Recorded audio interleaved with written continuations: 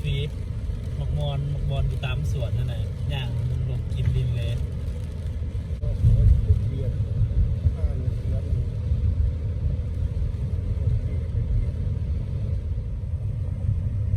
คันอยู่ประเทศนี้แฮมเบอร์เกอร์ถือกันฝืด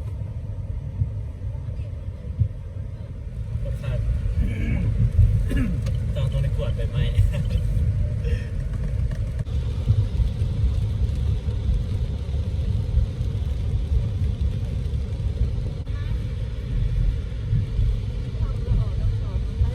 รวมเป็นรวมวางแผนไปเที่ยวอีดีพอทุกเขตนะว่าโมนี่เขตว่าโมเซลสวยค่ะสวยแถวเลยก็ไปหมดเลยลูกแบบเป็นเขตขาดก็จะมาหัวนี่บอดี้เดมเที่ยวดิหัวจะดุนแล้วตัวดูก็ไม่ได้สัก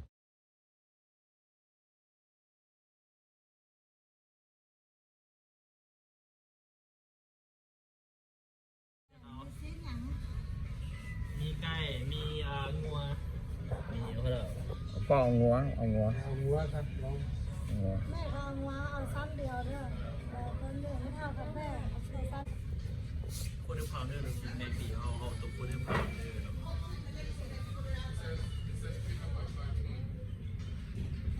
เราสั้นเดียวเนี่ยเอาให้มันเป็นเมียวบ่เรือบ่เมียวเอาเมียวบ่เอาเมียว1 2 3 4 5 medium or large price medium ผมเป็นการตลาดที่ไซส์ medium กับ large มันซ้ำกันกล่องมันใหญ่ก่อนนะสิดูเบิ่งการตลาดมันเดี๋ยว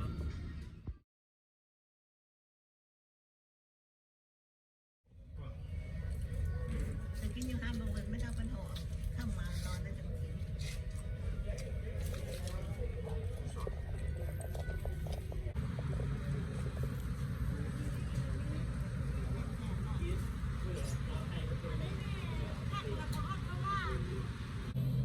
ป้าเท่ามาทุ่มนะมาทุ่มได้เลยก็แม่นมาทุ่มบ้านเฮาก็แต่ว่าหน่วยใหญ่ก่อนเนาะอันนี้เด้ออันนี้เขาเรียกว่ามักเป้งเห็นมาจากประเทศอาหรับมีรสชาติหวานขมนิดนึงแต่ว่าได้ก็มะกล้วยอันนี้นะมะกล้วยนี่จากประเทศอย่างไรมาจากเสียงควงมักบ้ามาจากประเทศว่ารสชาติจังไหนฝาดหน่อยนึงแม่มีสามากหัวกระเทียมเขาว่าผักชีฝรั่งอั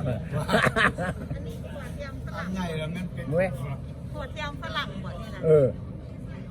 ใหญ่กำจนบ่จอดเนาะจึงเป็นเฮงเนาะแม่เฮ็ดเดียวเขืออันนี้มันแบบมะเขือหำแบะมะเพชรอันนี้เป็นส้มเป็นไม้ริ้ว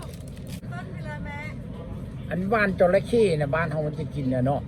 หรือว่าเขากินบ้านจระเข้ไม่จะไปกินบ้านจระเข้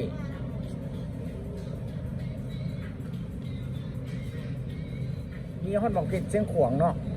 ได้บักเก็ตเชียงขวางเนาะอันนี้เนาะมันเป็นเชียงขวางบักเก็ตเชียงขวางแหละเนี่ยมันเป็นเชียงขวางบักเก็ตเชียงขวางอันนี้เป็นแก่ๆเลยลูเบอร์รี่ในลูเบอร์รี่นี่อยู่บ้านไว้ในหมู่นั่นไว้คอสตาริกา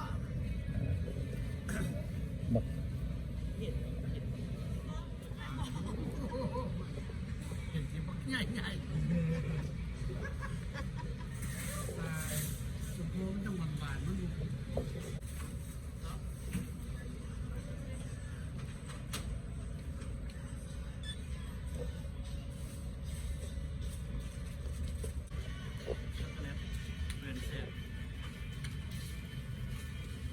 เป็นแบรนด์ของ